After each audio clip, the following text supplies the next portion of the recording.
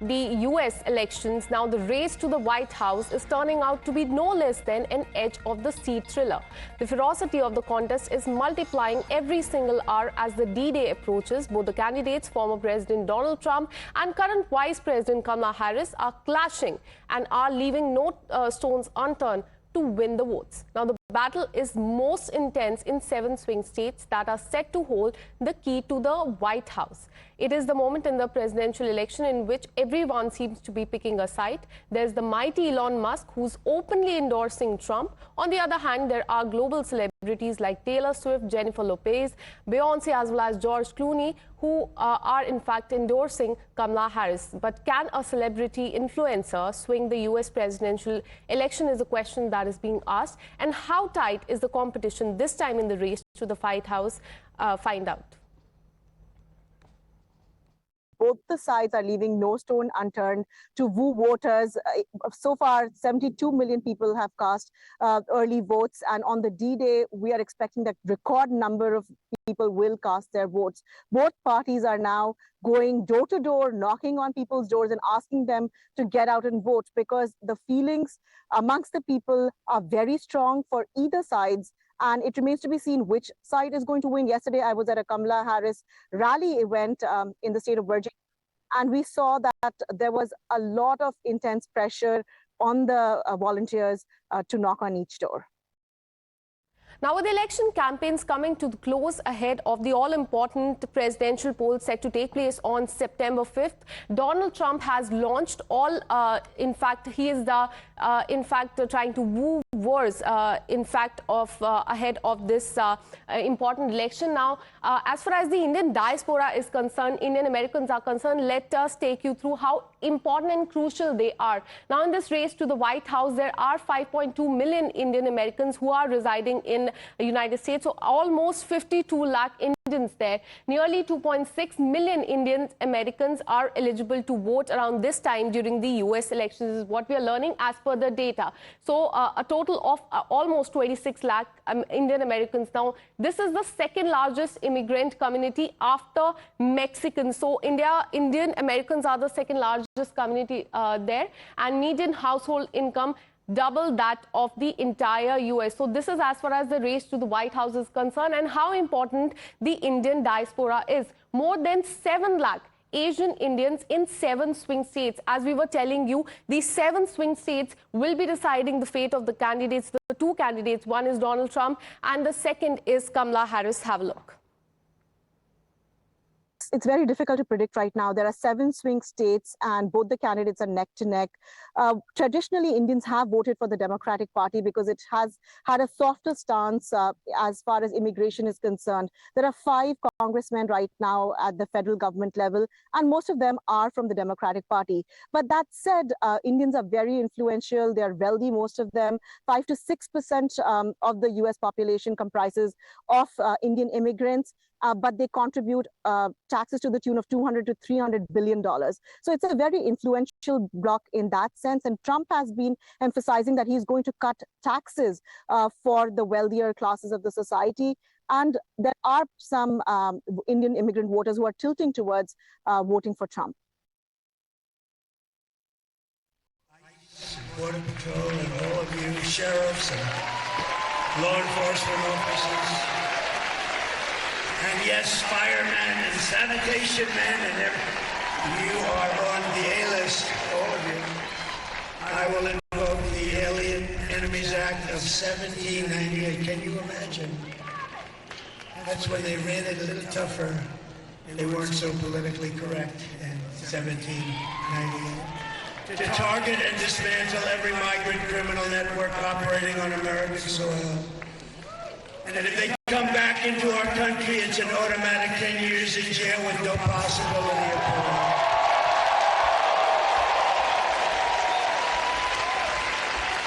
And I am hereby calling for the death penalty for any migrant that kills an American citizen or a law enforcement officer.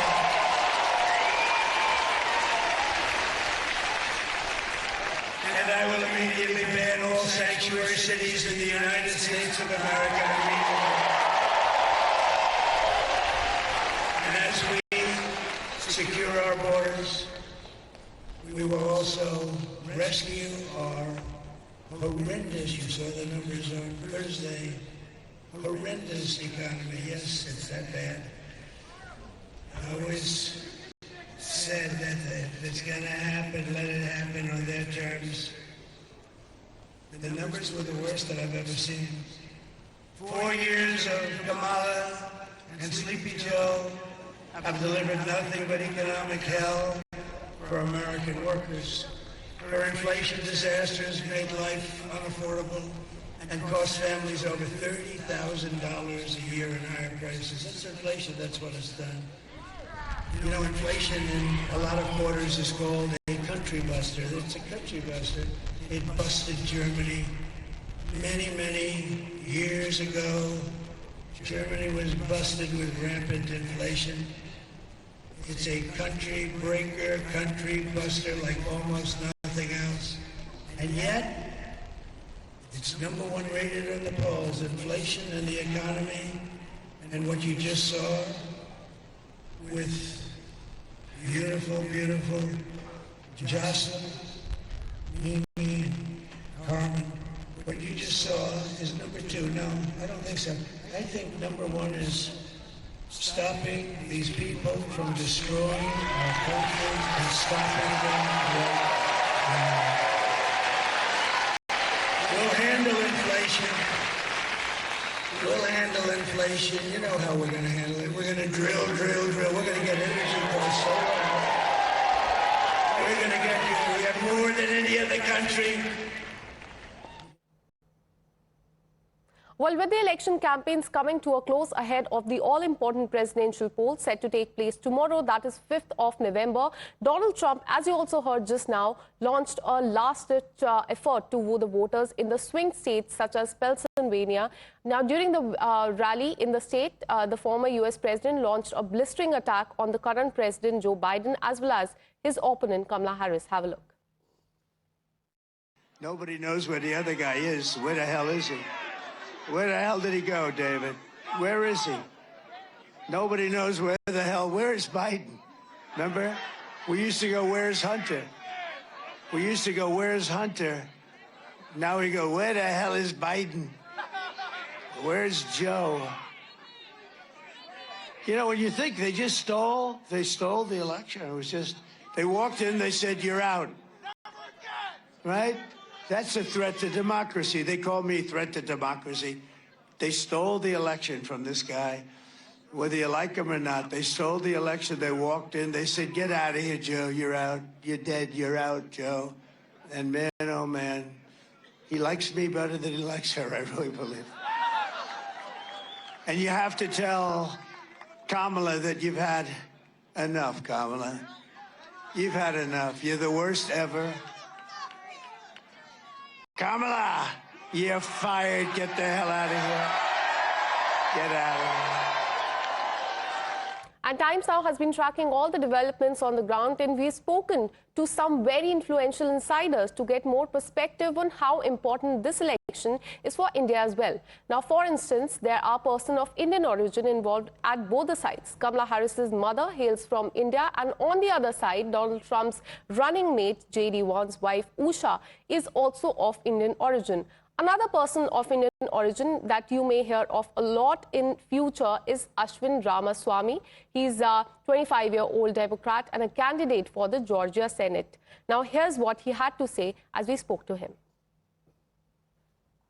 My first question to you is that, at such a young age, you're the first and the youngest Hindu young candidate to have been nominated by the party as its official candidate. What has been your journey like, and what motivated you to join politics? Well, thank you so much for having me here today. It's been an incredible journey. And my own background is I grew up in the suburbs of Atlanta, a place called Johns Creek. My parents came here from India in the early 90s. And my own background is in computer science and law. But growing up here, I got so much from this diverse community here in America. And I always thought about how can I give back to my own community? Part of that came from my own Hindu upbringing and values.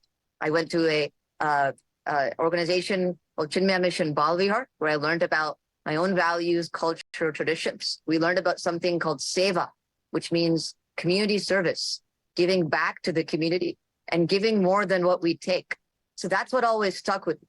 So I did my undergraduate degree in computer science at Stanford and a law As degree you mentioned, at you Georgetown. are a son of immigrants. Immigration has been a key issue in the U.S. politics. It's also an issue for the U.S. presidential elections. What do you think are the other key issues for this presidential race? Because in addition to the Senate race for which you are contesting, the presidential elections are also underway in the U.S. and the voting will take place on the 5th of November. So some of the key issues that we're facing is, first of all, gun safety. We have too many mass shootings happening and not enough action on gun control. So that's something I'll be fighting for at the state level. And I know the Harris-Walz ticket will be fighting for at the national level. The other big issue here is reproductive health care. We have in Georgia a very extreme abortion ban, which makes it hard for women to get life-saving treatments to ensure that they can have the health care that they need. The final issue is respect for democracy. We need leaders who are going to do the right thing and tell the truth and focus on protecting the right to vote. Those are the big issues that I see happening here in Georgia and across the country. But if you look at the Trump campaign and the Harris campaign, what the sense that you're getting from the early voting results and also the polls that are taking place, that it's a very neck-to-neck tight race. Who do you think is likely to win? I know you're a Democrat, so you are likely to say it's Harris. But how concerned about you about the kind of performance we are seeing from Trump? I mean, ultimately, this election is a choice between a candidate like Trump, who represents the past and division, and a candidate like Harris, who represents the future, inclusivity, and investing in our future. I mean, the race is a toss-up, right? We've seen it's so close because there's a lot of good ideas from the Democratic end that are widely popular, but there's a lot of disinformation, a lot of misinformation we have to fight against, both at the national level and the local and state level as well. And I think that's why it's so close. And I think what we just have to do is continue to try as hard as we can, talking to voters, knocking on their doors, and doing the work needed to get people out to ensure that their voices are heard. But just Ashwin, just like you, Harris also, her mother was an Indian and she also has Indian connections. And off late, we're seeing that more and more she's reaching out to the Asian community, to the Indian community. But the issue of Kashmir, which has been a source of tension between India and Pakistan, her position has been a little bit not in favor of India, if I would say. What do you make of this situation? Do you think if Harris is elected as the president of the United States, she would be pro-India and we will see the India-US ties strengthening further? I would say the ties between India and the United States have been so important for both countries. Regardless of who's president of the United States, it is in the interest of the United States to pursue strong bilateral common ties with India. There's so many issues, whether it's immigration, whether it's trade, technology, talent, where we can work together. And that's exactly what I see from the Harris-Walz campaign. And that's what we expect will happen. And I think ultimately having someone like Kamala Harris, whose mother is Indian, she's also Indian and Black, she's going to be able to connect so much more with the Indian diaspora here and really strengthen those ties in a way that Donald Trump never really can. But Trump has also made many attempts. You had the Howdy Modi event in Houston where he reached out to the Indian diaspora. So we cannot outrightly say that Harris would favor India more. But like you said, both parties don't have a choice but to see India as a close ally. And that's likely to be the outcome in the elections. But going back to the campaign and the mood. One quick thing to add on that, I would just say, yes, I mean, Trump has done outreach to Indian community, but look at the results. If you look at the number of H-1B visas, for example, approved by the Trump administration versus the Biden administration, the Trump administration has drastically decreased that. So they may say that they're supporting Indian Americans, but their actions do not match their words.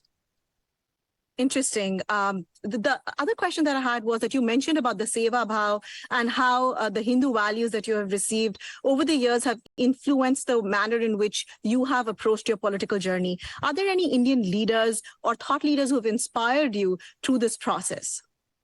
I would say my both leaders for me have been Mahatma Gandhi ji and Martin Luther King Jr. Because look at what Gandhi ji did. He was able to take the principles of Hinduism, universalize them, and use them to get people to understand here's how we can get independence from the British and how we can bring people together. And we've seen how powerful that's been both in India, but also inspiring leaders like Martin Luther King Jr. here in the United States. Both leaders were able to use the power of religion not to divide, but to unify. And that's exactly the path that I'm following, and I want to follow in both of their footsteps. But that's a very valid and interesting point you make, because across the world, not just in the US and India, we are seeing that there is a rise in polarization, but at the same time, the democracies are becoming more and more important. You need democracies to stay and to prosper. Just in this light, what do you think will be your key message to your constituents? And this is my last question to you. My key message to my constituents is think about investing in the long term.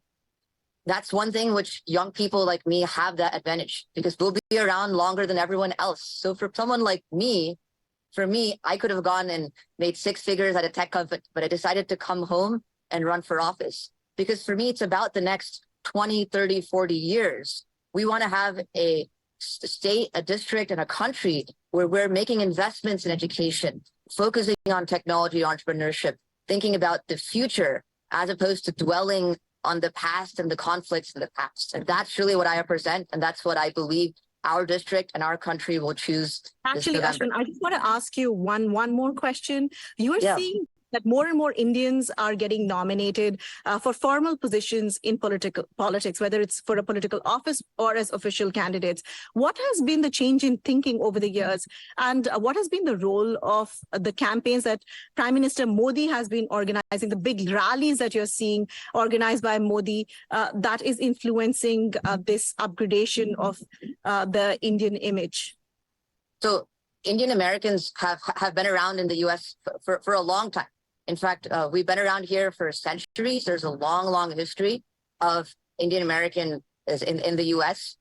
From the early 1900s, when there are a lot of Bengalis in Harlem, to the Sikh Americans who'd be in California. And what's happened since the 60s, the 90s, that wave of immigration, is just we've become a more tolerant, multicultural society. So what we're seeing is a reflection of people understanding that the old ways of racism and bigotry and hatred does not work. And I think it's hand in hand. You know, once, if you think about it, after India got its independence, that was the same time when the US actually allowed more Indians to come and immigrate to the United States. So that strong bilateral partnership between both countries increases mutual respect for people, citizens of both countries, and allows us to work together, and also allows Indian Americans to succeed here and give back to the community. With only few hours to go for the US election, it will remain our top focus. We'll